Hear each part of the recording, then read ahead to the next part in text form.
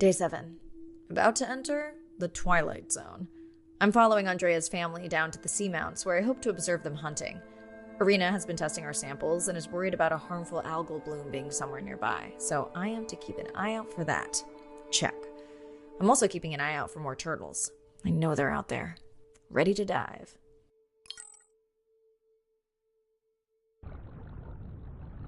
I'm in and okay.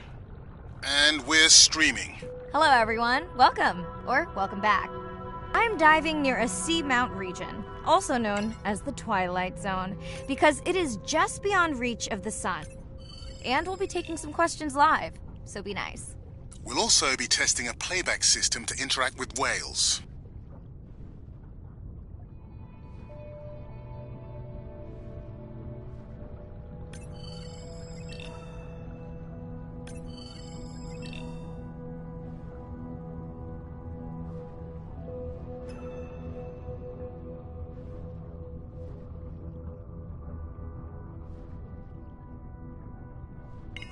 Want to hear something cool? So do I. I'm hoping that buoy can send a little message to our humpback friends.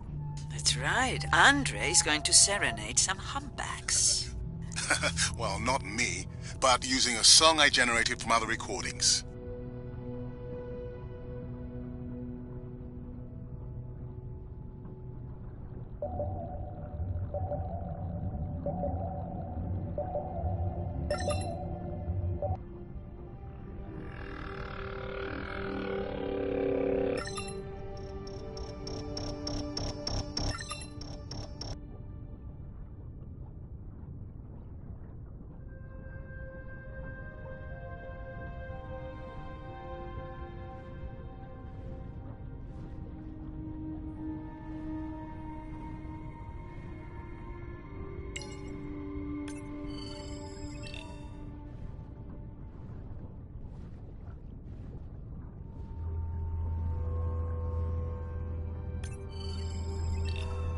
Another leatherback turtle, Andre.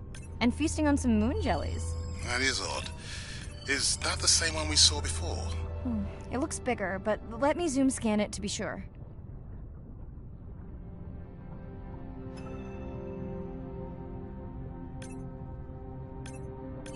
We can run the sample in the lab, but I am sure this is a different one.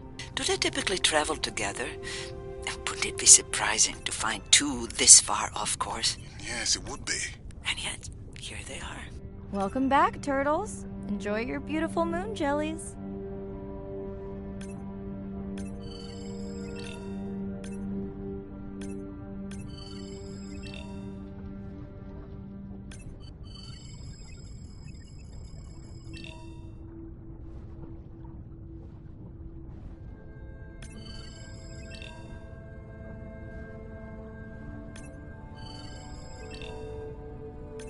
Okay, time to see if any humpbacks respond to our song. Jordan wants to know how you will know.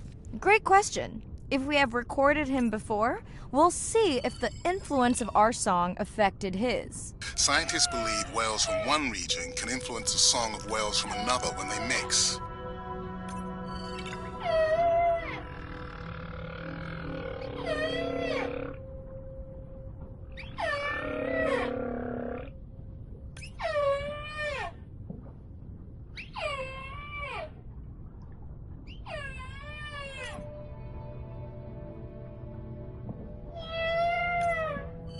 Hey Andre, we've recorded a song from this one before, right? We have. How quickly can you compare his two songs? Well, I need to wait for his song to complete at least one full cycle. And how long is that? 20 minutes, maybe more. Wow, that's a long, slow ballad.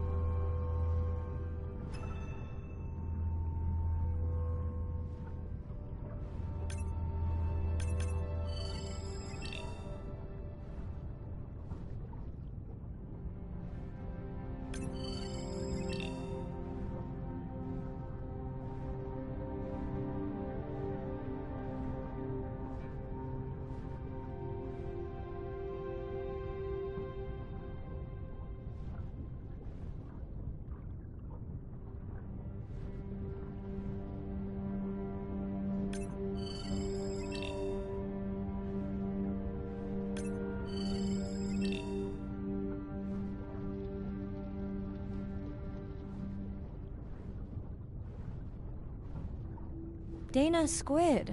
It looks like they're hunting... Lanternfish. Well called, Arena.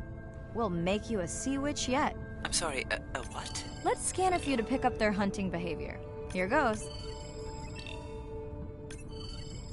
Scott from Denver wants to know if they eat each other. Some do. I think this one was upset he missed out on his prey.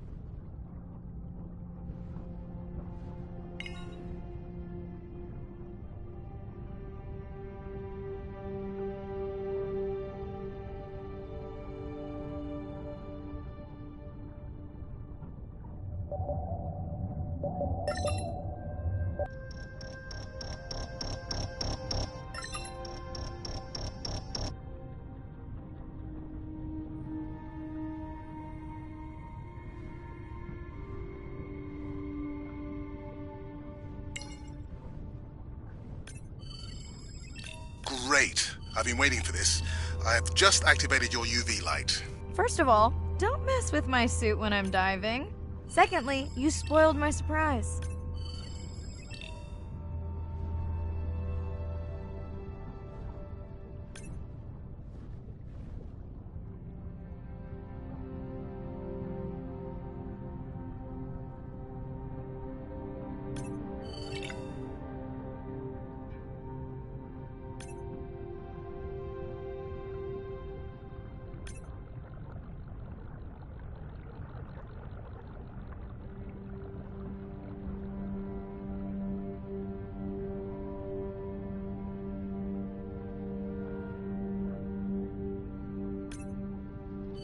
Swell sharks have developed biofluorescence to communicate with each other.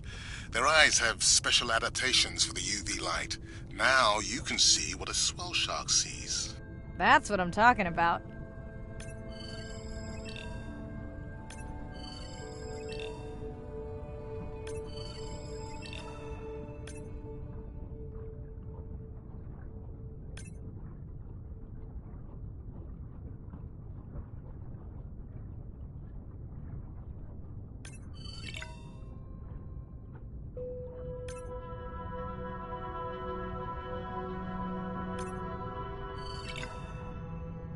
Next, you can try the black light I installed in your sub. You did not. You did install it in your dorm room back in the day. Your wife showed me pictures. Well, uni was a good time.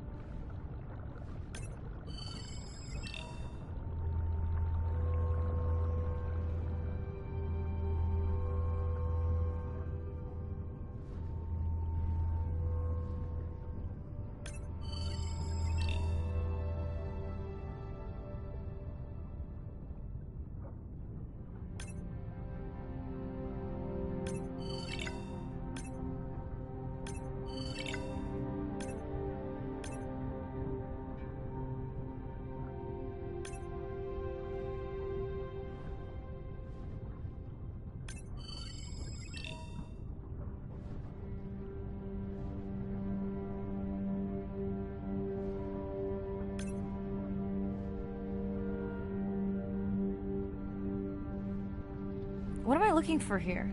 Oh, one of our sperm whale tags must have fallen off. Andre, you really need better glue for these. I don't use glue. I've tracked down the tag. It's in a cave. I wonder how it got in here.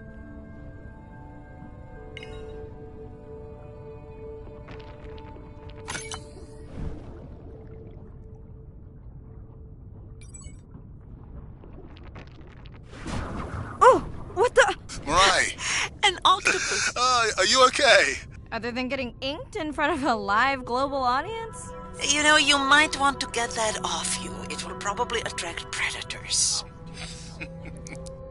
Oh, wonderful.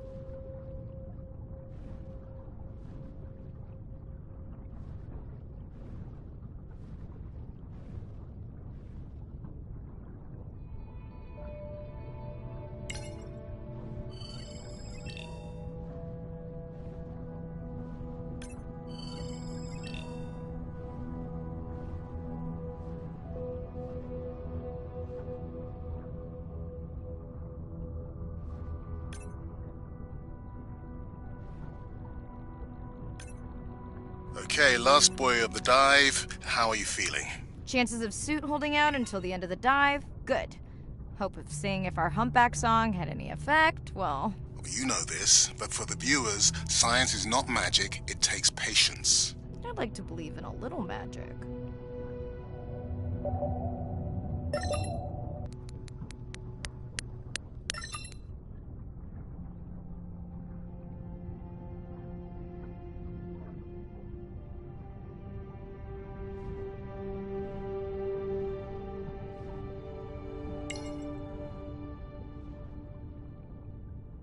Sperm whale. I think it's... Yes, it's hunting! First time we'll be able to document it with Andre's technology.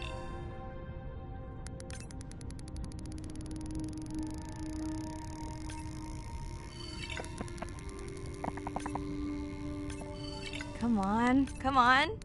And then the buzz. I got it! Raj from Mumbai wants to know, what's the buzz? I think he was making a joke. Got it. But what is the buzz? How is it used? We're not entirely sure, but definitely associated with being close to prey. This is just the warm-up. The real fun will come in the deep.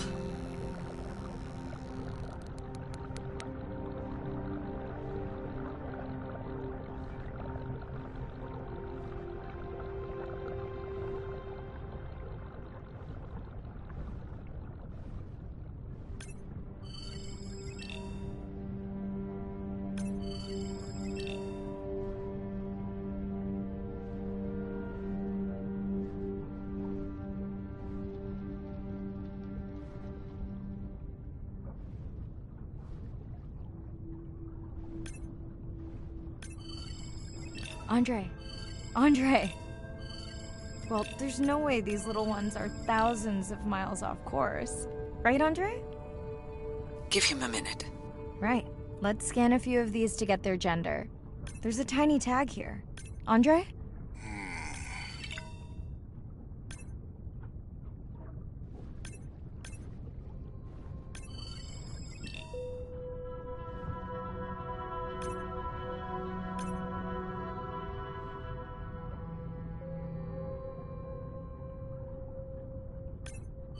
Chen from Shanghai wants to know why you care about their gender.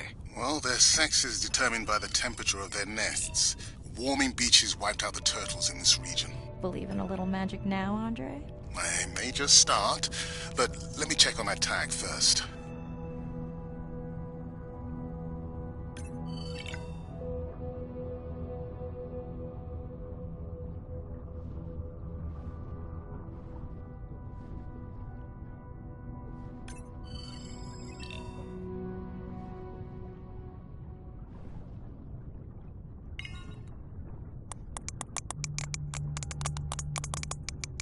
Oh, wow. Glad we didn't miss this. Beautiful. Yeah, they must have been hunting down past the rift. I think we found our spot for our first deep dive. Mirai, check out that one closest to you. What's that on its skin? Not sure I can catch them. They're headed to the surface. Might just be a scrape from a ship strike. Yeah, let's hope that's all it is. Let's end it here.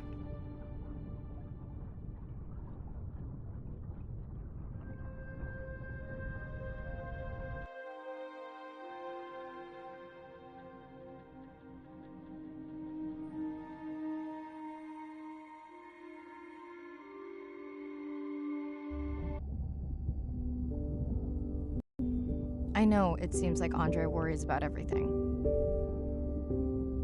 but I really understand where that comes from. Everyone's seen the pictures, but I can tell you it was really tough to be doing hands-on work when we were losing entire species. For me, it was the whales, but for Andre, it was the turtles. I stayed to help him. Several of the other scientists did as well. By then, only Andre's protected nests were the ones producing turtles in the region. We all figured that the population was going to collapse, and eventually it did.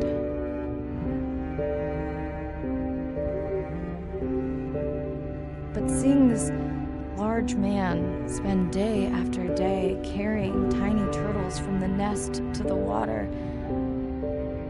it inspired us to stay.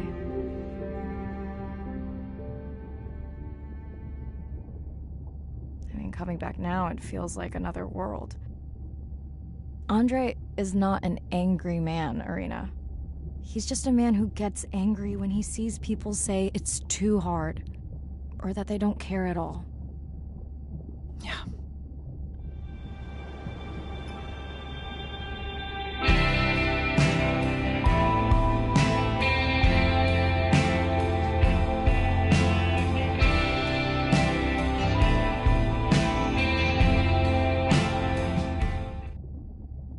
Hi, Mirai. Sorry to miss the post-dive brief. I've been listening to our Humpback recordings for hours and got myself in a kind of funk. Actually, I started listening to the Humpbacks and then switched to Miles Davis.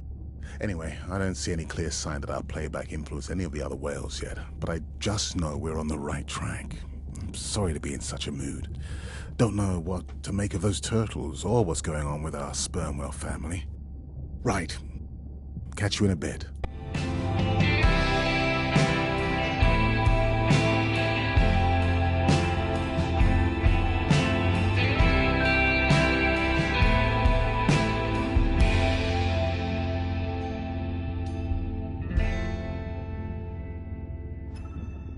Ocean crashes on the rocks, where I go to collect my thoughts of this new life. I think I see a new light. Coral garden lives below, the pink expanse above me grows into a new light.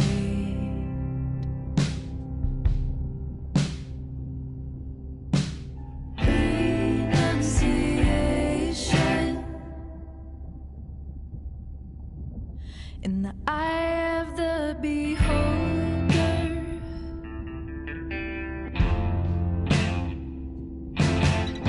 Renunciation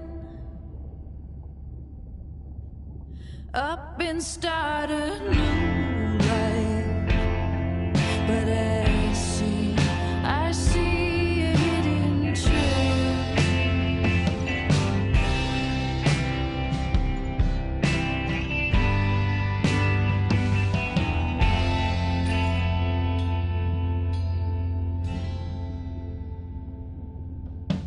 The dolphins rise to my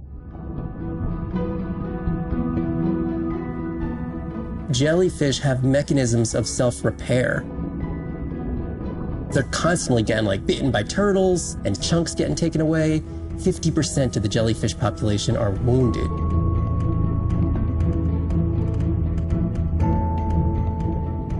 So they've gone through 500 million years living, persisting in the ocean in simplicity, and they've come up with some remarkable ways of living.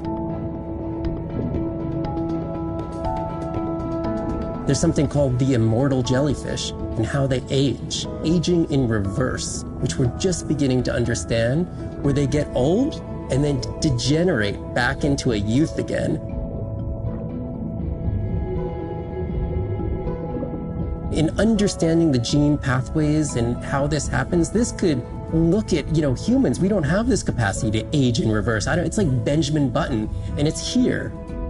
And it just takes the kind of focus and dedication to look at that jellyfish and to grow that jellyfish and to figure out how to use the best available scientific tools to get at this question. It's just about kind of looking super deeply and letting the secrets unfold. Surprise, while in the trappings of my mind.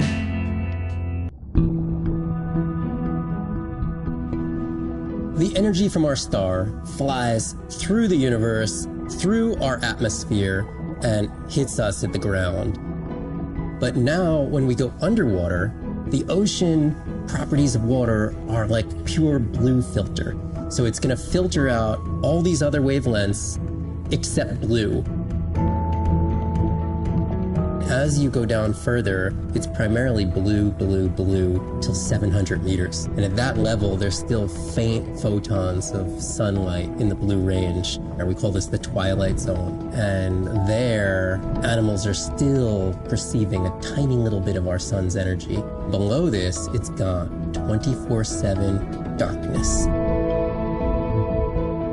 And it turns out that there's a ton of color vision down in the deep. So it's like they're making enough light down there to be able to be satisfying all the eyes of the deep sea creatures. So it's not this totally dark world down there. It's still light. It's just the animals are making the light rather than the sun.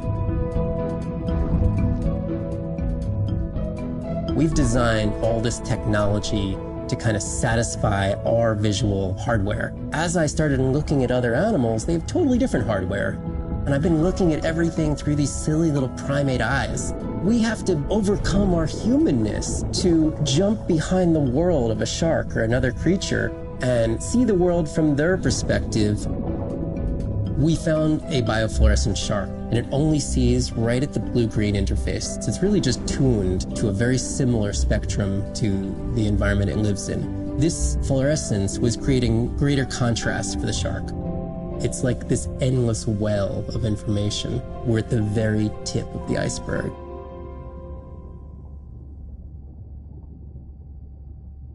And I'm reconciled.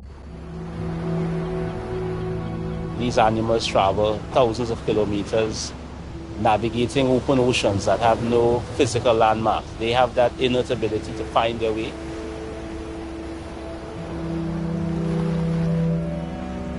They're only sharing our beach for a short point in time, but they need protection because man has brought an ancient species to near extinction.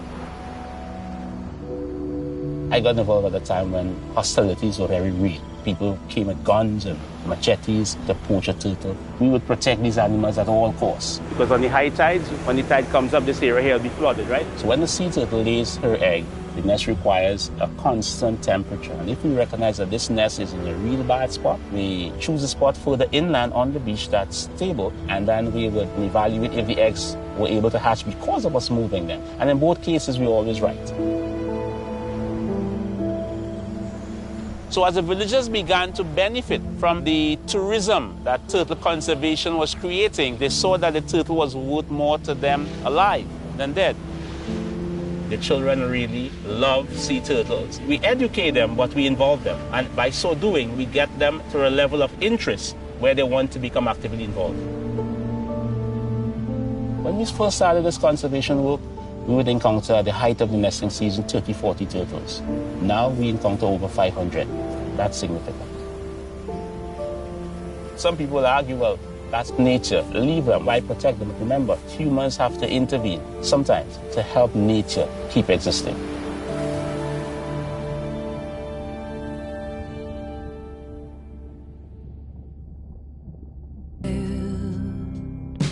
For a little while. Day 12. spent the last 5 days on an endless series of depth tests of Andre's deep diving suit. Guess he doesn't want me to implode on the live stream. I do hope it's giant squid proof, though. The mapping drone located a brine pool near where Andrea's family has been hunting. That is, before it went AWOL. Ready to dive.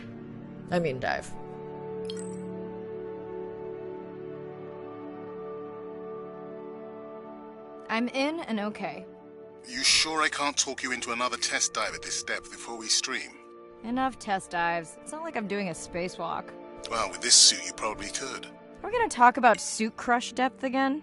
I think we can probably roll. Starting the live stream. Welcome back, ocean friends. Tonight, I am deep. Midnight zone, no light from the surface deep. Tonight, we're using Andre's lure drone to mimic the Atolla jellyfish to lure large predators like the giant squid. It's certainly not all my tech. I'm building on years of prior research. Don't forget our mission to the brine pools. Oh yes, Arena will fill you in on that later.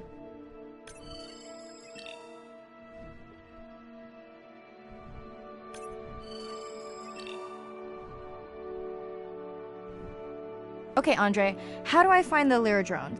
Look for blinking red lights in the water column.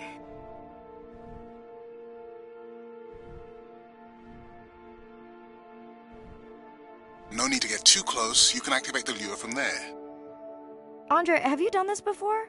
I haven't, but others have. How long until we can expect the lure to attract a predator? It's hard to say. It's a big ocean. But if you lose patience, I would find some real Atolla jellyfish. I have a feedback system set up to improve the lure as you scan them. Of course you do. For those watching, we will be scanning these Atolla jellyfish to make sure Andre's lure matches the real thing. It does, but it can always be refined. Not much confidence in humanity, but plenty in himself. Got the jellyfish scans, though Andre doesn't need them. In truth, they should improve the lure. I would not waste your time. Getting a few impolite comments on the screen pointing out that giant squid don't feed on Atolla jellyfish. They're right. Actually, the Atolla puts on this light show when under attack, in order to lure creatures big enough to eat their attacker. Might have some useful human applications. I think we need more Atolla scans to approve the lure.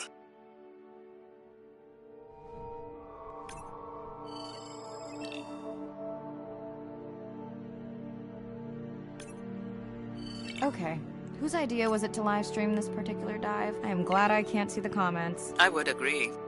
My grandmother had a saying for times like this.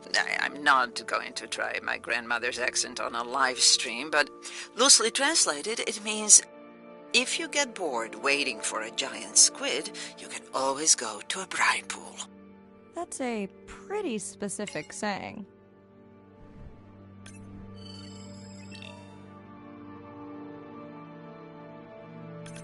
I noticed that these atollas were already making their blue alarm before you swam close. Most likely a sign that they have detected predators in the region that threaten them.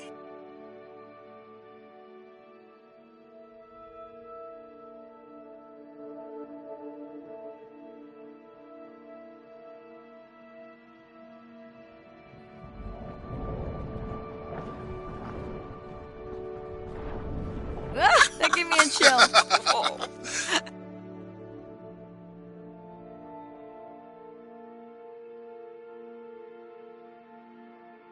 I know how much you enjoyed that, but do you mind if we check out the brine pool before we check on our whale cam? If you insist. You got what you wanted. This is my giant squid.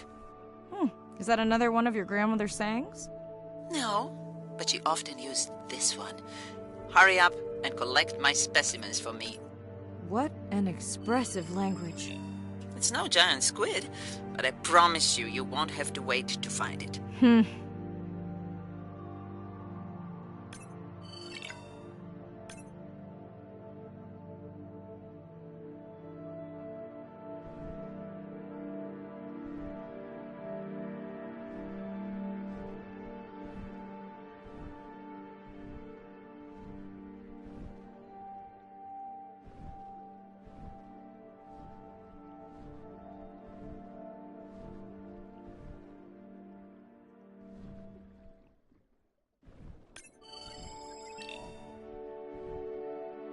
At long last, welcome to the brine pool. I know it's really a salt lake under the ocean, but it looks more like a witch's brew. I have been teasing Arena, but a brine pool is a diverse microenvironment within the ocean. It has its own ecosystem. And each one is unique. So that means the microbiology is unique and could hold groundbreaking solutions to human problems. Each time I take new samples into a lab here on this ship, it's this magical discovery moment where I tingle all over. I fund my own research so I can pursue what I know to be important. And people ask me, how much money are you going to spend to collect some bacteria at the bottom of the ocean? If these bacteria hold the cure for a disease that relieves even just a small amount of human suffering, how do you put a price on that? That is some giant squid.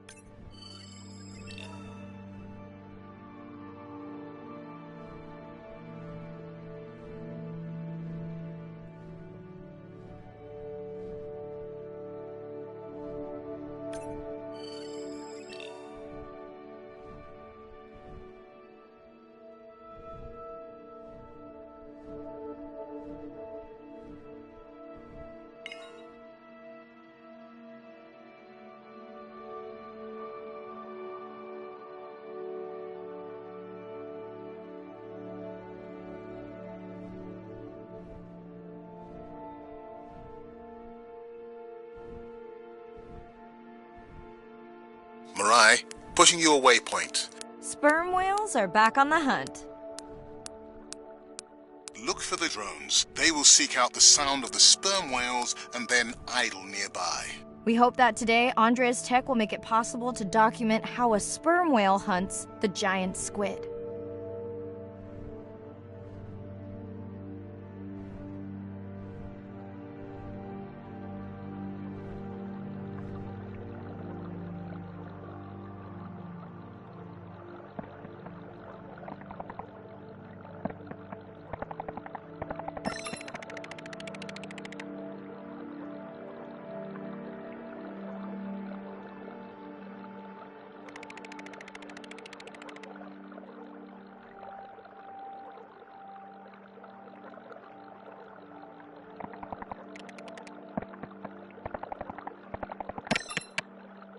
Let's go tag some sperm whales so we can eavesdrop on their hunting. One of our viewers wants to know if there is a problem with the link, since the waypoints keep appearing and disappearing. No problem. The drones are in stealth mode, so they will only track the whales by sound. I better swim fast.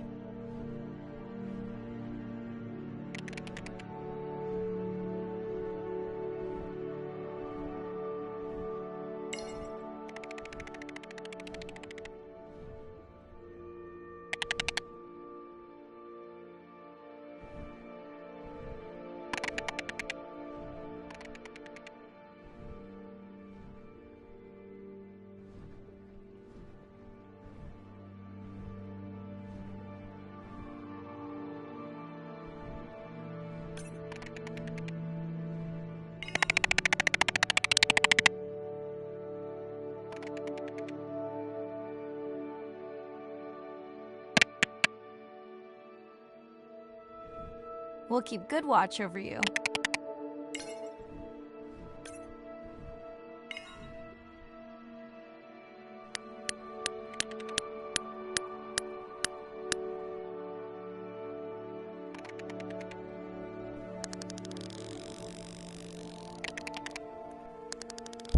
Whoa!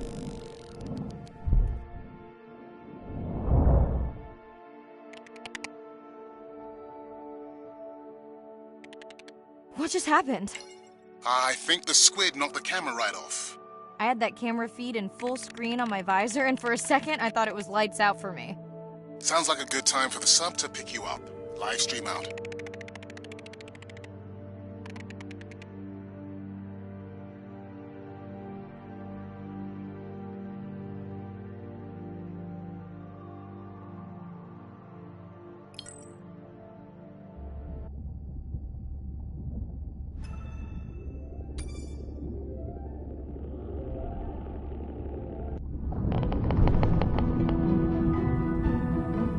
Sound to whale is everything. It's their hands.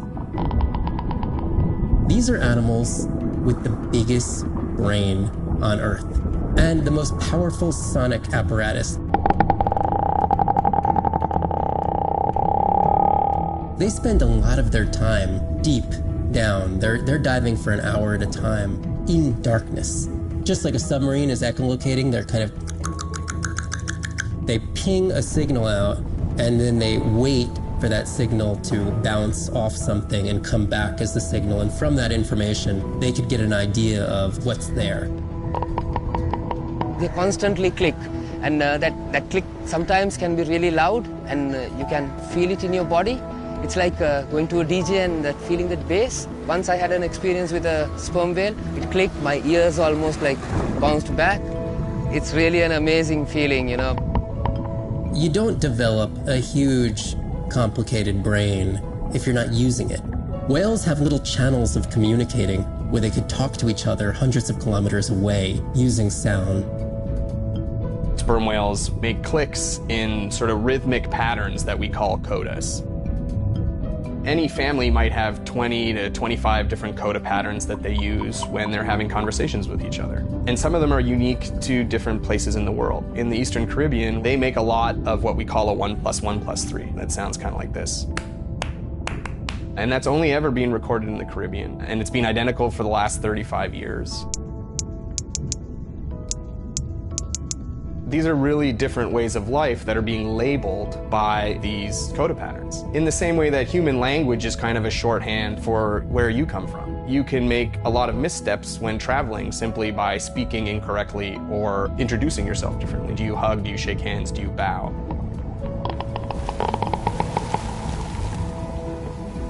And a growing concern has to do with the noise that we're putting into the ocean. Everything we do impacts everything they're doing. The sound is causing high levels of stress in animals like this. No one wants to live at a rock concert. You can imagine trying to have your home inside an arena while some metal band is playing. And that's increasingly what the ocean feels like.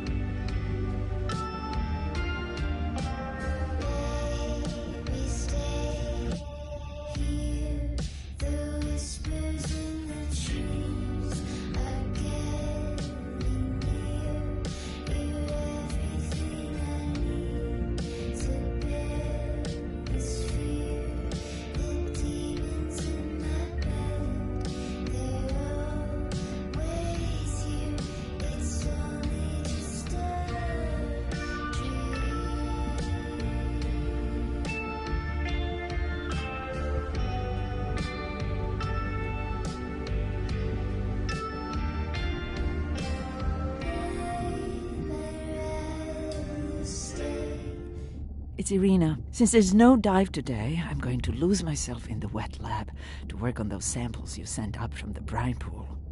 Hey, have you listened to my daughter's track? Interesting, right?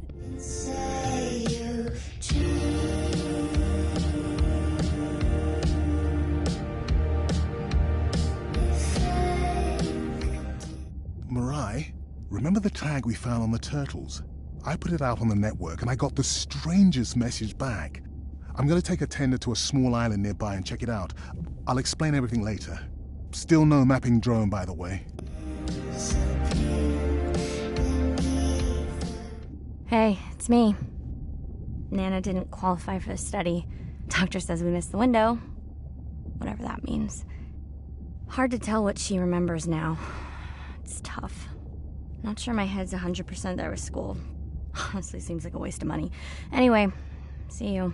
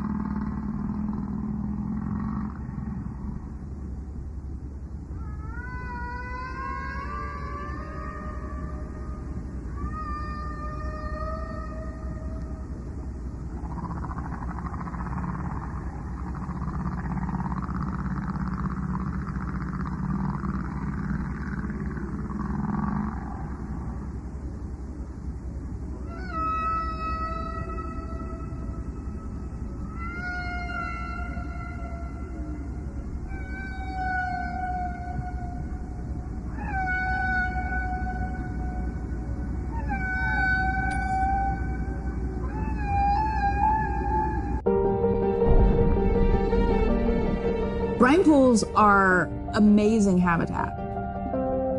It's a lake on the bottom of the ocean. And it's this surreal seascape. Chemically, each one of them is unique.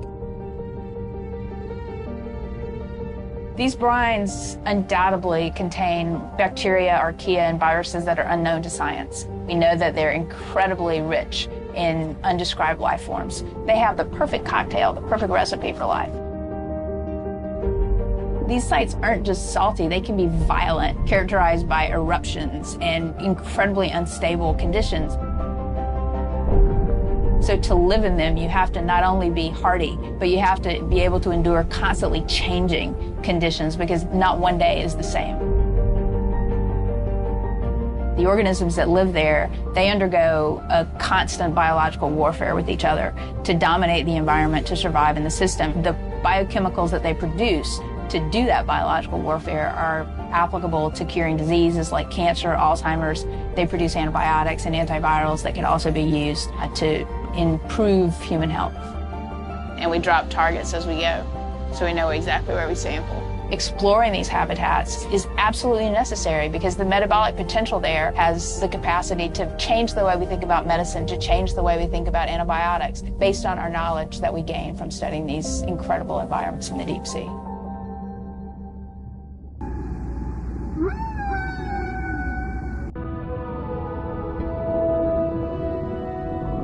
Imagine if I was sent in to go study the Mona Lisa and I come in with a pair of snippers and I'm like, I'm going to need to cut this baby up a little bit to see what kind of chemical composition is going on there. Like, you wouldn't do that, right? We don't have to kill these animals. We don't have to kill to understand. If we could do a single cell, that means we don't need to kill 20,000 animals to be able to really understand that one. We could do our work much more non-invasively. So we are working this year on a new project to deploy tags on orcas We need to learn more about the diet and how they use the habitat. So by deploying those tags, we get the information we need. It is the least invasive method. It is suction cups. So it is not a scratch on the whale afterwards, which is something we really like.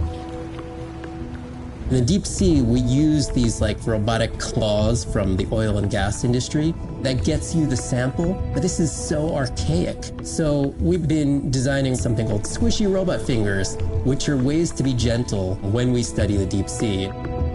But I think we could even take this another level. There's some organism, we quickly encase it. It's like a medical checkup. We give it a swab to get its genome. We image it from all directions. We open it up, the animal goes away, and we have more information than we've ever had before. These animals are Mona Lisas. Our perception of them should change. We should be more delicate.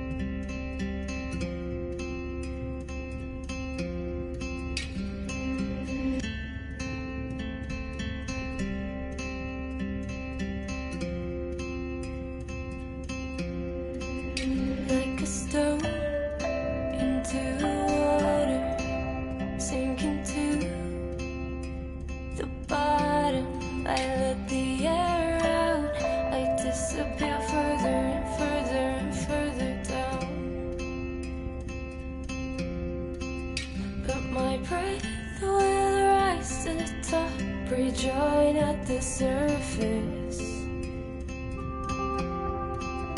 Now I'm safe, and what happens above doesn't concern us. There must be something in the water.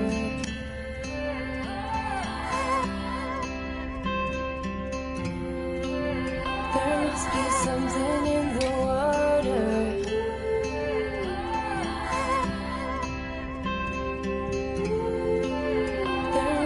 Something in the water, drifting. I'm not afraid of the silence.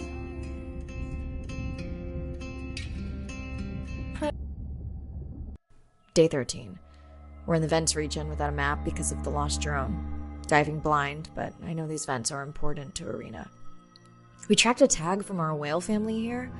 I'm hoping it just fell off, as this would be an unusual place for a whale to be. Andre has the dive suit in safe mode, so I'll have restricted range. Head south to find the clearing for the sub pickup. Check. Ready to dive.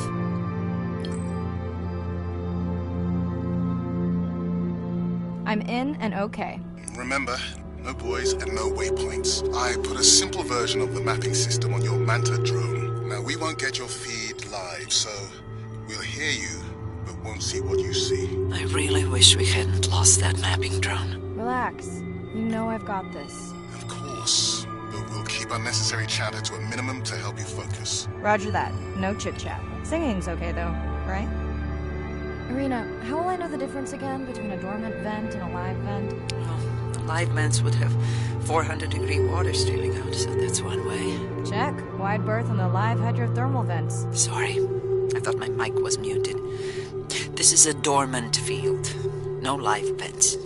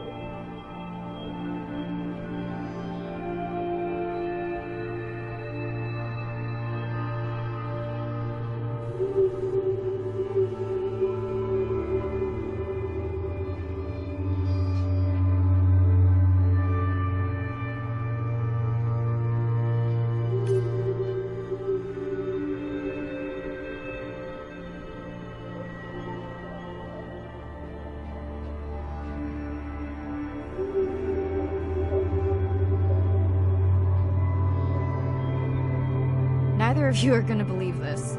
I think I found the mapping drone. Really? No way. Can you scan it to make sure? Scan confirms. I thought you programmed it to track the noise from the miners. I did. I definitely did. Maybe you never committed the change. You were pretty exhausted that night. Maybe.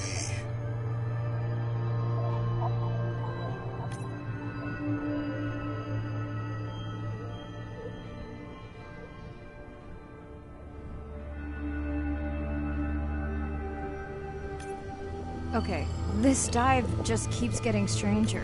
How hot did you say that water typically is in a live vent? Is that a joke? No joke. Well, we're down one drone, but discovered an unmapped vent system. Mirai, this is great. I truly believe that these systems are the key to understanding the origins of life. Thank you so much for doing the dive under these conditions. Actually, that might be the answer. What? To why the drone died. We were talking about the origins of life. My mind won't stop if it can't fit all the pieces together. The mapping drone may have cruised too close to the vent. It's got more delicate equipment on its underside that are not rated for anything close to that temperature. You sound almost pleased. Well, it's better to know the flaws so you can fix them.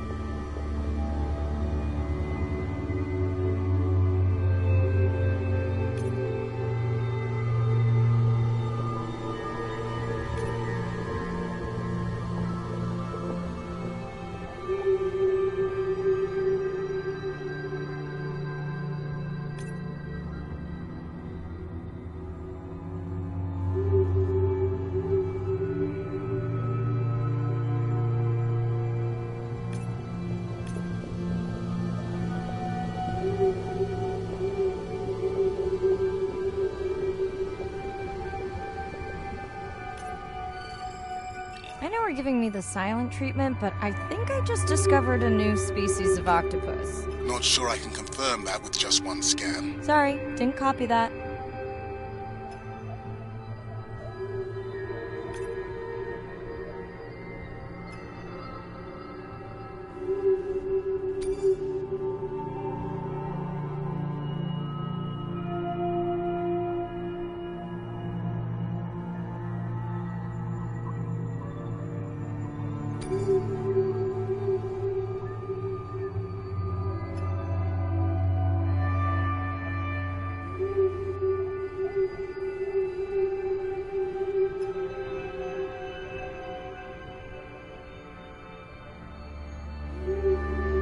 Did you expect volcanic activity here? Describe, please. Red, glowing.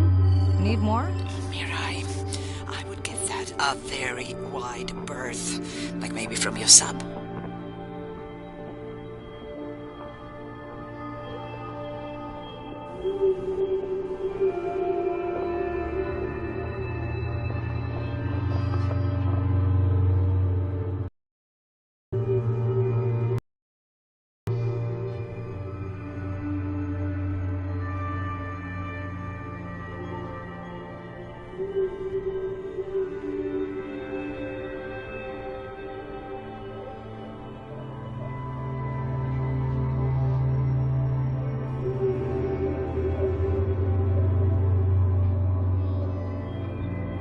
Are you kidding me? Describe, please. I can't. I mean, I don't want to. Mirai, you're making me uneasy. Seriously, we'll look at it together when I'm done with the dive.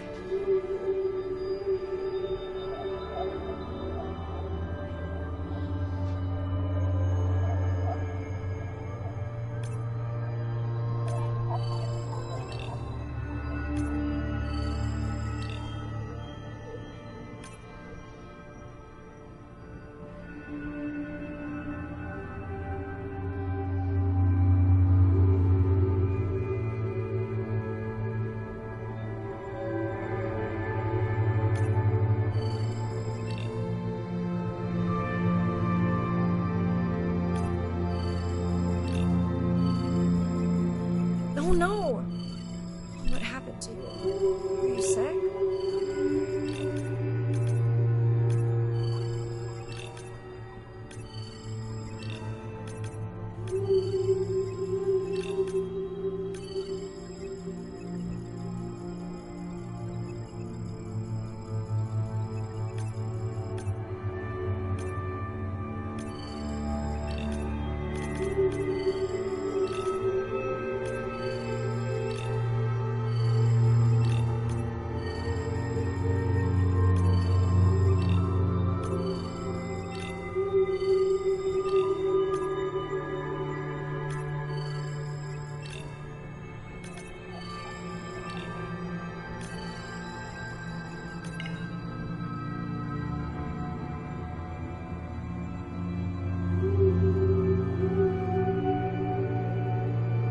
Are you okay? Just getting a few last scans.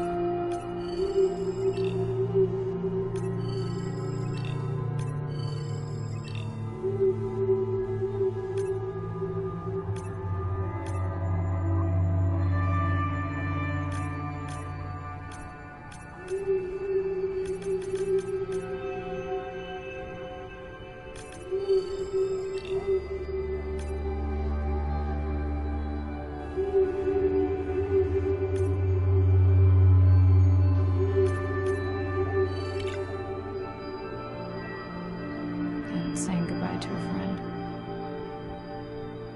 Can you send the sub?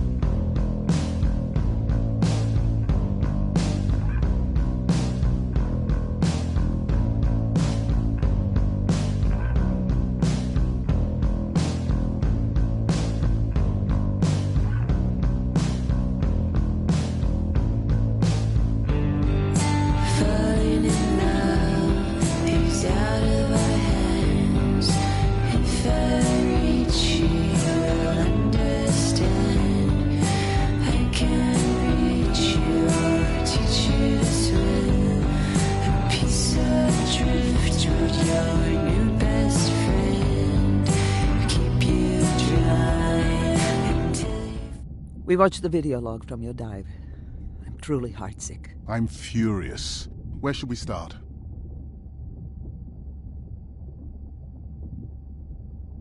The whale fall was definitely from the baby's family. The tail fluke was intact enough to scan it. But you are sure it wasn't the mother? It wasn't the mother. The ID matched another whale we know from her family.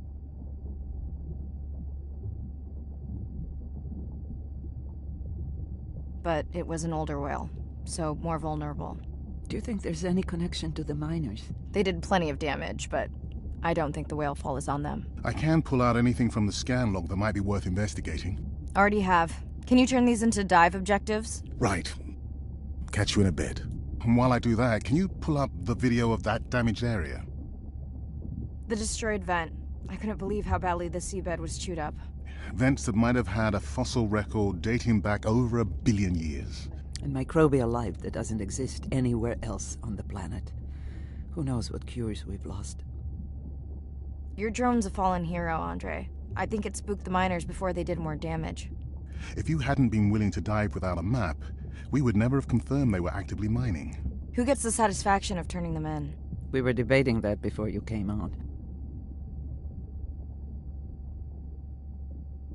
We should jointly report. It'll be stronger. Agreed. Agreed. If I fade, I'll always be a friend. Find the beauty while you can. But in mine, got into.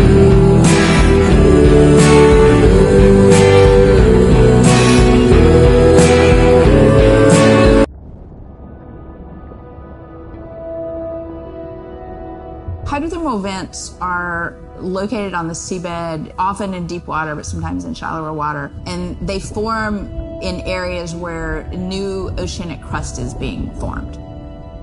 You can have 400-degree water here and 2-degree water over here. It's an accelerometer for chemistry, and you can form organic compounds in the absence of biology. Everybody's interested in vents because of the metals, including humans. But the metals are sort of the nuclei for life.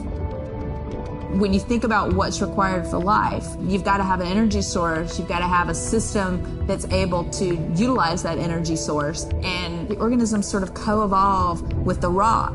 And in my mind, that's probably how life originated. There are reservoirs of precious metals in the deep sea, and we do have societal needs for precious metals. It's very short-sighted and dangerous to exploit resources in ecosystems that we don't truly understand how those ecosystems function. Deep sea mining is when people go out and extract minerals from the seafloor.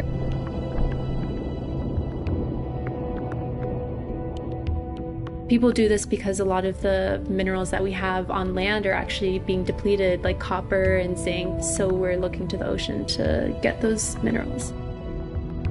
We want these minerals for solar panels primarily, and we want them for cell phone boards. It's necessary to advance society and get us off fossil fuels.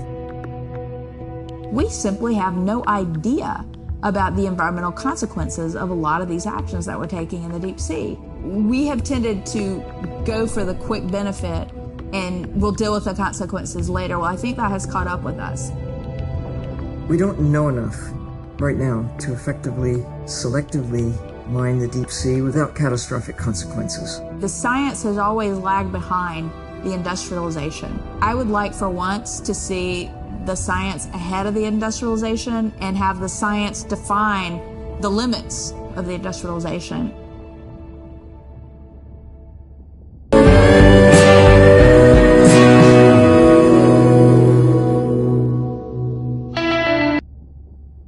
Day 14.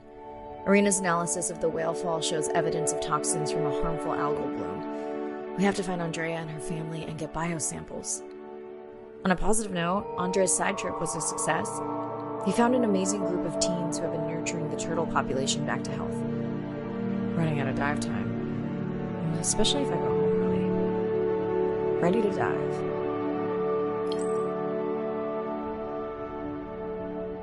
I'm in and okay. This area looks so different at night. I used to love diving in the moonlight. The pod was active in this area as recently as an hour ago. When was the last tracking data for the baby or its mother? Days ago.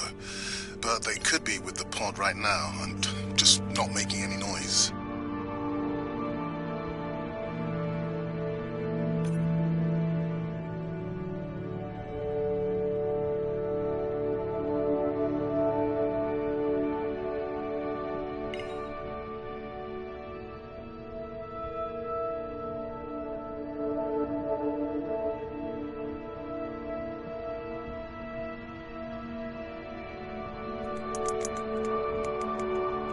There you go, first waypoint. They'll load automatically from here on in. I have the Explorer drones patrolling to get as many eyes and ears looking for the pod as possible. Do I need the buoys? No, we'll use the hydrophones on the drones. They don't have the range or fidelity of the buoys, but we need speed. Thanks. Mariah, you know that no chatter rule was just for the vent area, right? I'm sorry? I think he's pointing out that you seem distracted. Sorry. I'm back. Talk to me about something positive, Andre. Were you able to make contact with the teenagers you were telling me about? They've been helping the leatherback turtle population rebound here in the region. They've developed a nest cooling technology to help the baby turtles. They've also built their own tracking drones. Teens with tech. Sounds like you've inspired some citizen scientists, Andre.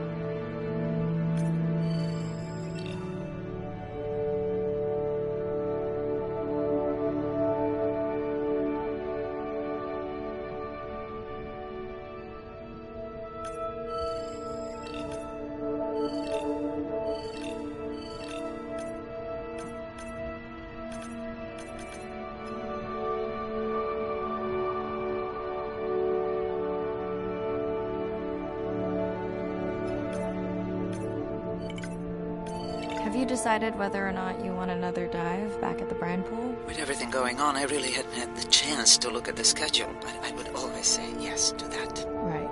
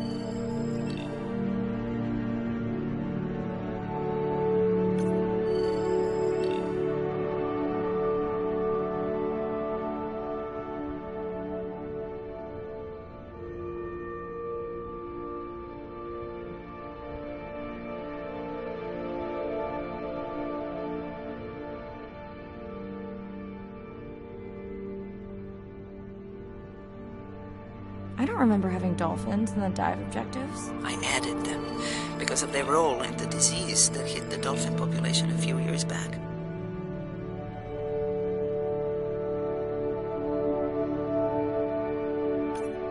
Done. Andrea, have you picked up any tags from our pod? No, not yet. I'm going to widen the radius for the Explorer drones.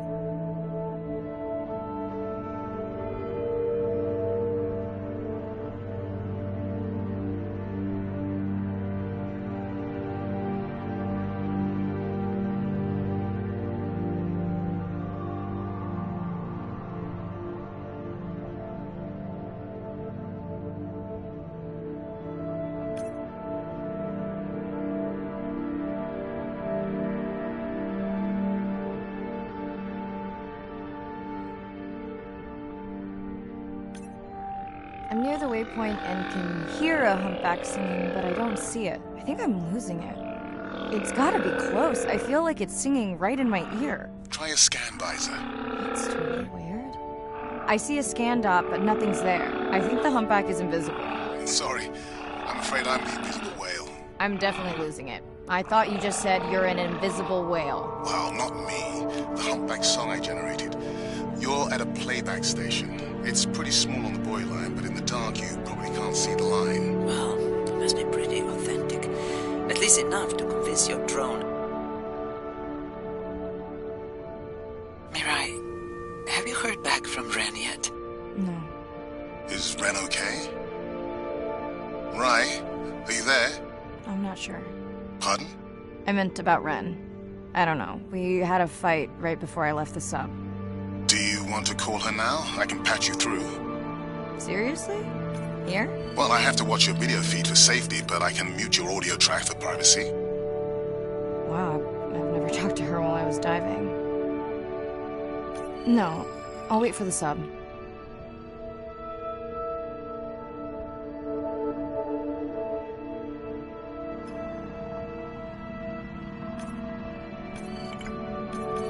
Okay, Mirai, you're on. The drone on the outer patrol just picked up several sperm whales on visual. Thanks. No sound alerts at all. They're being awfully quiet.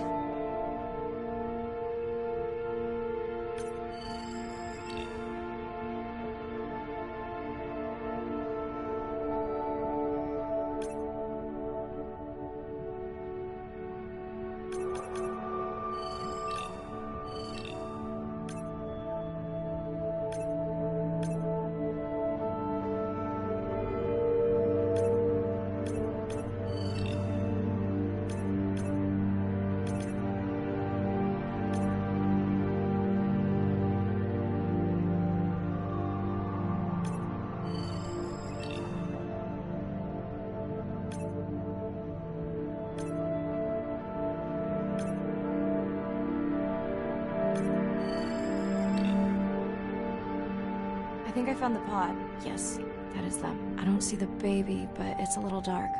Why aren't they moving? They're sleeping. I had no idea. They look alien, but beautiful. If you don't mind, I'm just gonna mute my comm while I get the samples. I don't think they can hear us through your visor. I think she is the one that is needing some quiet. Thanks, Arena. Catch you at the sub. Mariah out.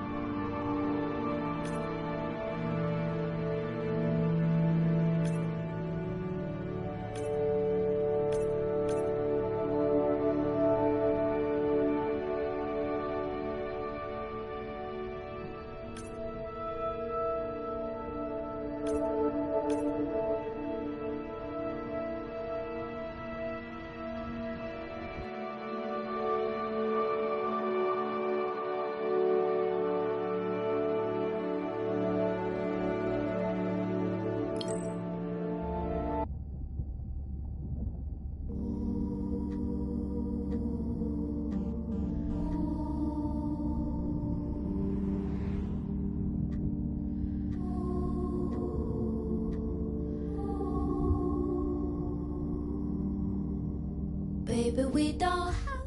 Hello, Mirai. It's me. I don't see a sample from either the baby or the mother. Andre said you were going back out to look for them. I know you are still deciding, but I told him you're thinking about leaving the expedition early. As soon as I have results, I'll let you know. Much time to say exactly what's been on your mind. We don't have much choice, so go ahead, use your voice. Mirai, I think I have a location for the mother and baby. They were spotted just outside the research zone by those teenagers I was telling you about. Now, I don't have much data, but the report doesn't sound positive. I'll let Arena know as well. I've thought about it every day. Hello?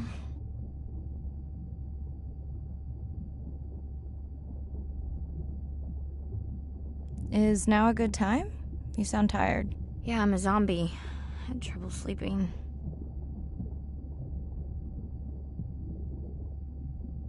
Did the doctor say anything other than Nana missed the window? Not really. Did you ask him the questions I sent? Didn't seem to be any point. Listen, I'm exhausted. I'll catch you later, okay? Bren, please don't hang up. Bren? Okay. I've wrecked my brace to find another way. Hello? Were you asleep? Why does it... Not really. Did you ask him the question? Didn't... Listen. Bren? Hello? Why does that matter? Did you say school wasn't working out? Yeah, I'll figure it out. Listen, I'm exhausted. I'll catch you later, okay? Bren, please don't hang up. Bren? Okay.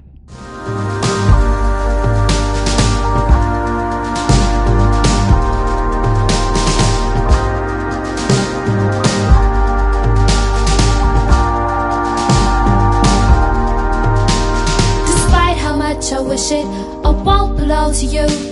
'Cause no one in this world would ever vouch for us two. And though I fight to feel it, it's a pleasure marred by pain. How long I've left the gate before they ever board the plane. Baby, we don't have much time, so say exactly what's been on your mind. We don't have much choice, so go ahead, use your voice. I've thought about it every day. I've wrecked my brace to find another way.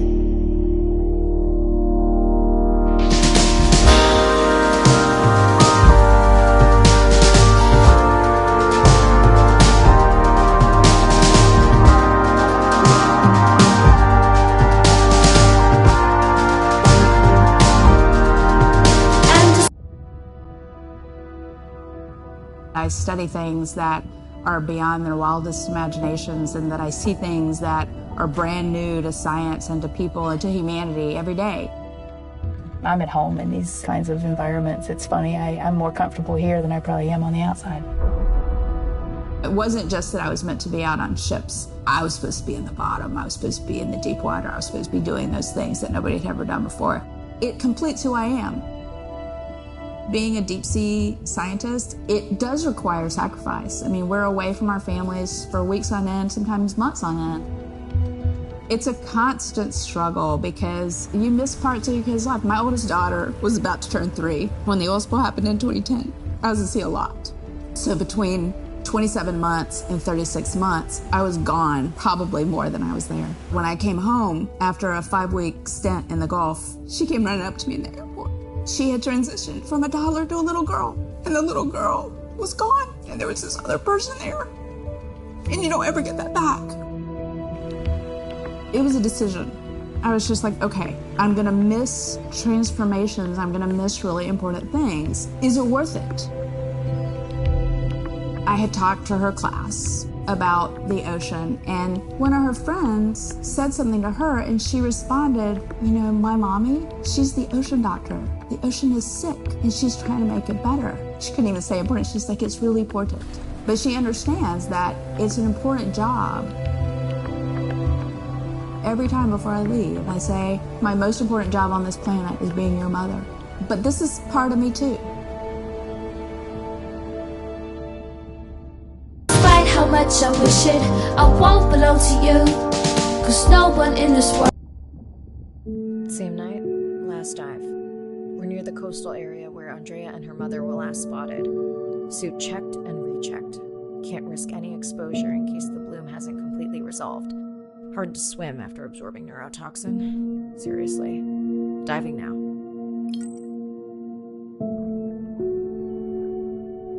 I'm in. Mirai, are you sure you want to do this dive? I'm okay. And you're sure you want to record in our streaming format? Yes.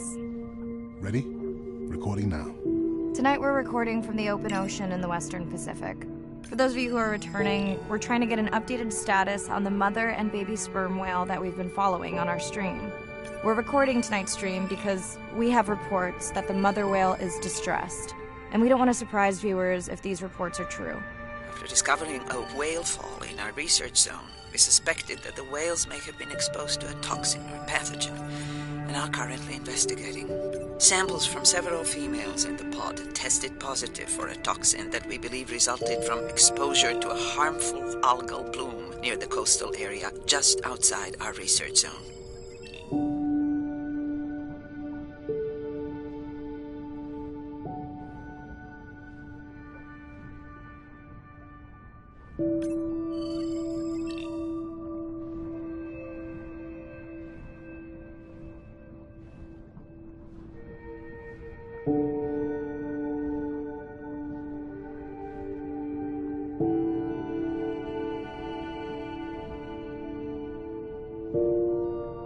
As I approach the whales, I'm going to turn off my mic, but keep on my video feed.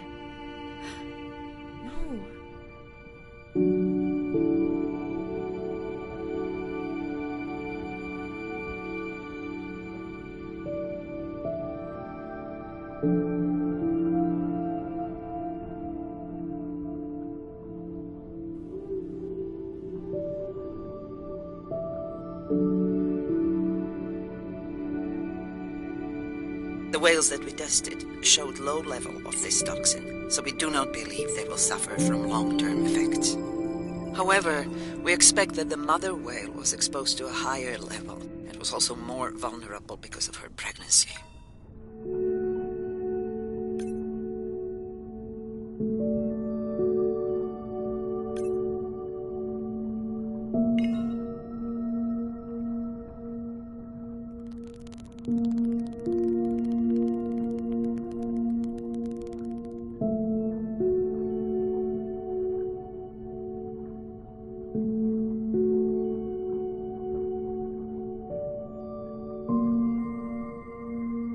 Andre, those orcas sure look like they're threatening the baby whale.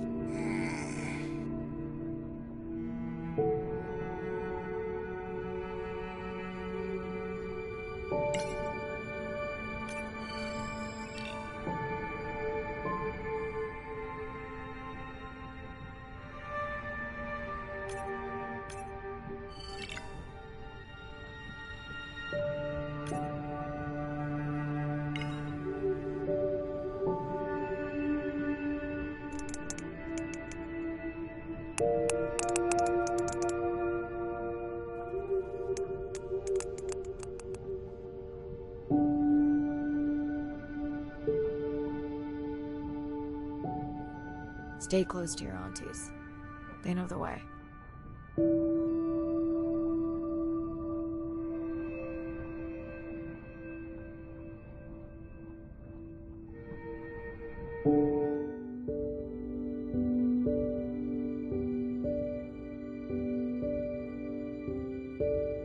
As far as we know, those were the only 2 whales affected by the bloom. With all of Andrea's technology genius, he still hasn't invented a way to be in 2 places at the same time. Before my flight home landed, Irina and Andre had already confirmed the location of the harmful bloom.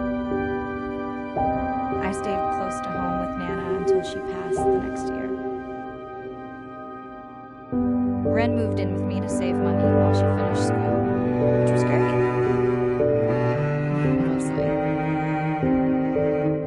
It was Ren's idea to keep the live stream going remotely using one of Andrea's drones. But it was my fabulous idea to have Ren join the stream to choose the questions from the audience. She is definitely a hit. I can't lie. It's fun to be diving again. While I was away, the baby became an auntie.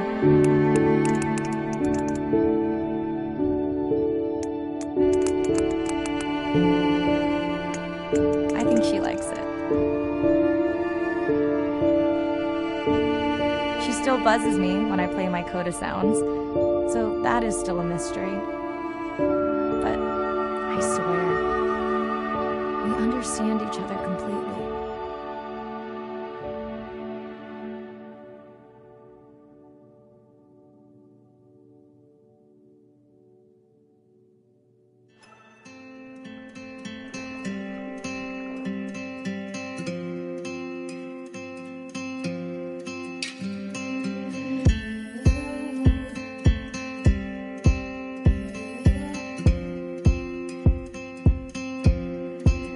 Like a stone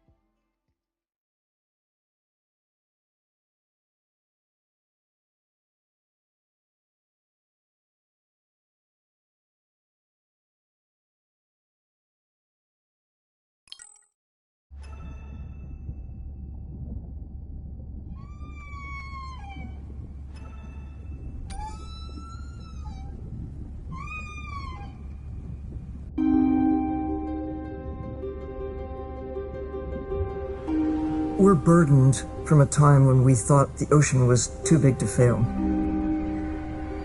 You can't take anything for granted. Even though the ocean is so big, it is sensitive. The oceans are the kidneys of the earth. They recycle material and filter it out. Most people don't know that. They're not aware. They see the ocean as a sewer that they can dump anything into, and it's out of sight, out of mind. Nothing is out of sight, out of mind on this planet. Everything is connected.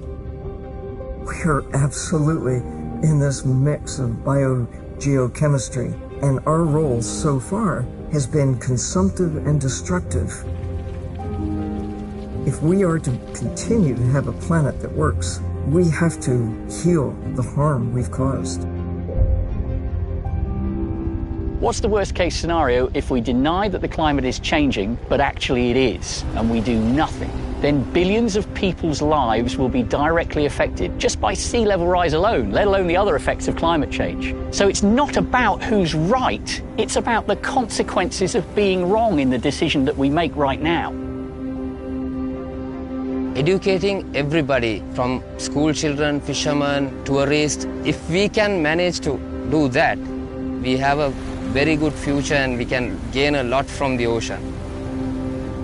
If we could establish the foundation for interspecies communication, we can make first contact. And that's where I hope the future goes. Because what we really want is curious, conscientious, and a self-correcting population. You changing can affect all the people around you. To walk instead of drive, to buy a hybrid, to ride a bicycle, to not use single-use plastic. Imagine if everybody did that. The effect would be tremendous. We do have the power of choice about what we eat, what we wear, how we travel.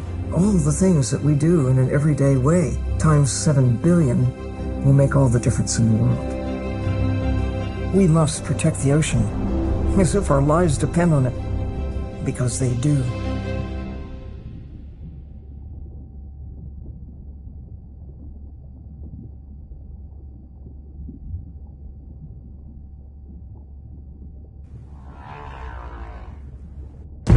SO Nadir, hatch secure, life support running, and we are ready for the water.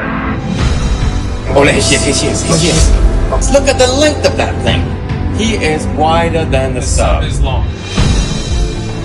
No one has dived to 1,000 meters in Antarctica. My dip, 1,000 meters on bottom, over. As a scientist, I can tell you we discover something new every time we go out. That's been my drive, to discover things, to uncover mysteries that we can then solve. We're on a new frontier of ocean exploration that will bring out the explorer in all of us. We're partnering with the Ocean X Initiative to build a mind-blowing platform for exploration. A research vessel that's a one-of-a-kind ocean conservation and media platform to explore the world's oceans in ways that were never before possible, to create one big wave for the oceans. I think it's really exciting. There's still a massive part of this planet we know nothing about. We need to make people understand what we do in the next 10 years is going to determine what the ocean looks like in 200 years' time.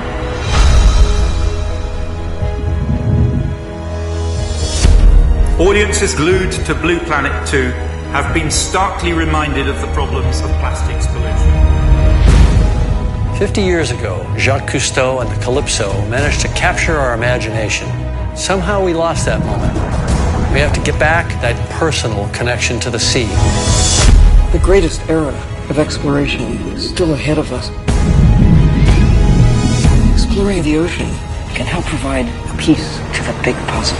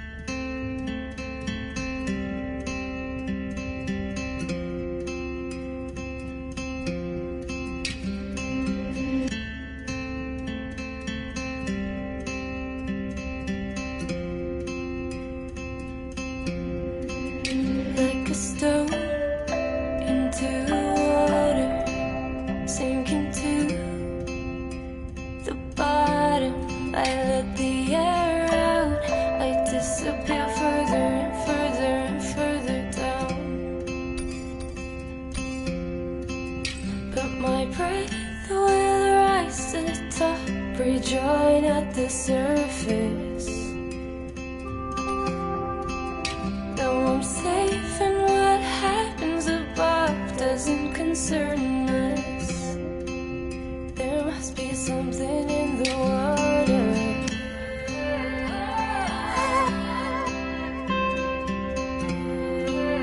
There must be something in the water.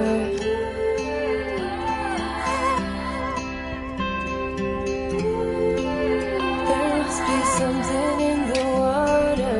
Drifting, I'm not afraid of the silence. Pressure